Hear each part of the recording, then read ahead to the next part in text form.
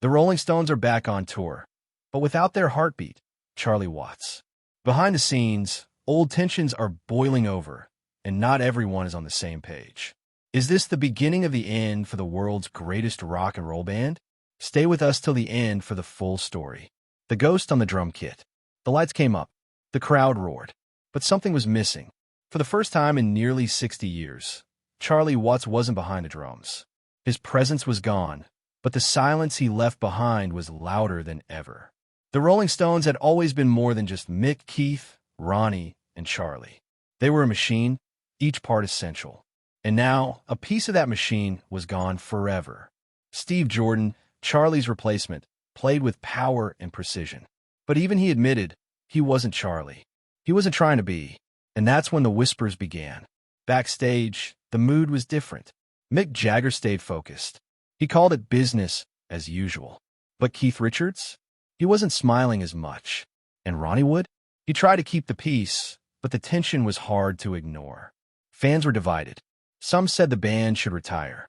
Others believed the show must go on. But inside the band's circle, the debate ran deeper than the public ever knew. Because this wasn't just about Charlie's death. It was about what he stood for, his quiet dignity, his refusal to be part of the chaos. And without him, old cracks were beginning to show. Mick versus Keith, the rift returns. Keith Richards once said, Charlie kept the Stones honest. Without him, honesty was hard to find.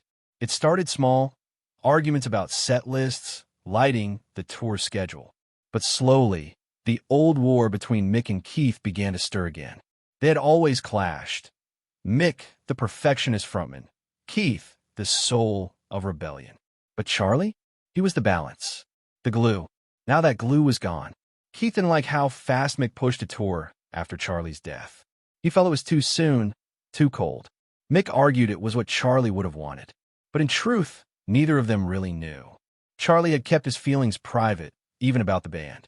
Behind closed doors, Keith started skipping rehearsals. He called the new sound too polished. He missed the swing, the looseness Charlie brought. The music still rocked, but to Keith it no longer rolled. Mick, always the showman, didn't flinch. The fans need this, he said. We need this. But some insiders said Mick wasn't just thinking of fans. He was thinking of legacy. He wanted the Stones to finish strong, to go out on top.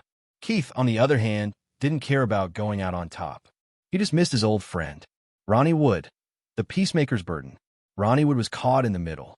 He had always been the band's peacekeeper, the joker who kept things light. But now, even his laughter couldn't hide the cracks forming beneath the surface. Privately, Ronnie struggled with guilt. He had grown close to Charlie in recent years. During Charlie's cancer treatments, Ronnie visited him often. They talked not just about music, but about life after the Stones. Retirement, peace, a slower pace. Now, touring again, Ronnie felt like they were betraying that vision. He tried to stay positive. He told interviewers the band was stronger than ever. But friends noticed he drank more backstage, smoked more, said less. And then came the night in Nashville. Midway through the set, Keith walked off stage early. He claimed it was a technical issue. But those who knew him knew better. It was frustration, anger, grief that hadn't been dealt with. Ronnie found Keith that night, sitting alone on the tour bus. The two talked for hours. No shouting, just silence, and in slow words. We shouldn't be doing this without him, Keith said. It don't feel right. Ronnie didn't argue, because deep down, he agreed. The business machine rolls on. While emotions ran high inside the band, the machine around them didn't stop. Tour promoters, managers, sponsors, they didn't care about grief. They cared about tickets, schedules, merchandise. The Rolling Stones were not just a band. They were an industry. And industries don't pause for pain. Mick knew that better than anyone. He had built the Stones into a global empire. The tour was selling out stadiums. New fans were showing up. Older fans brought their children, hoping to catch a glimpse of history.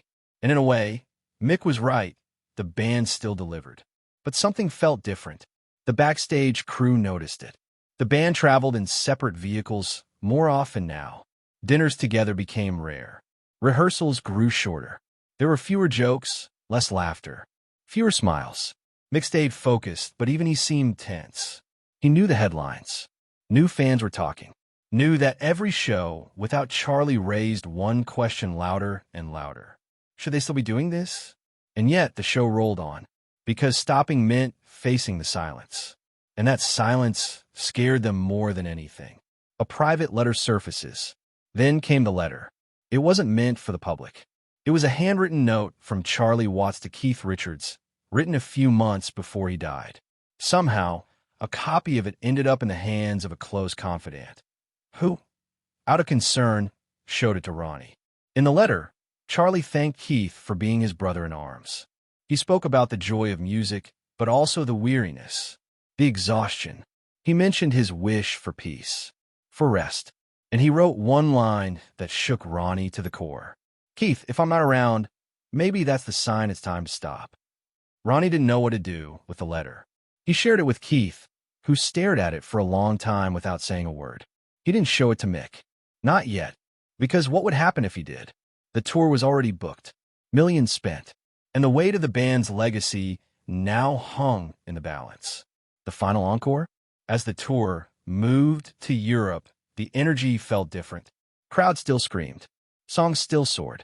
But backstage, every show felt like it could be the last. Keith started playing with more soul, more fire, as if he were saying goodbye with every riff. Ronnie watched him closely, feeling the same. And then came the final show in Paris. After the last note of satisfaction, the band stood in silence longer than usual. No one wanted to walk off. Keith looked out into the crowd. Mick nodded at him, waiting for the traditional wave. But Keith didn't wave. Instead, he stepped to the microphone. He hadn't done that in years. He looked out and said, "This one was for Charlie." The crowd roared. But on stage, it was quiet. Because the band knew they weren't just honoring Charlie. They were wondering if this was the end. What comes next? The Stones haven't announced retirement. But insiders say the talks are serious. Mick still wants to create, to perform. He believes the Stones are more than any one member. But Keith? He's older now, slower, more thoughtful, and more alone without his rhythm brother behind him. Ronnie? He just wants peace. He doesn't want another tour that feels like a funeral on stage. So what comes next? Will the Rolling Stones roll into one final farewell? Or will they fade out quietly? No announcement, no drama, just a silent end? One thing is certain. Charlie Watts may be gone, but his silence echoes louder than any drumbeat. And for the world's greatest rock band, that silence might be the last song they ever play.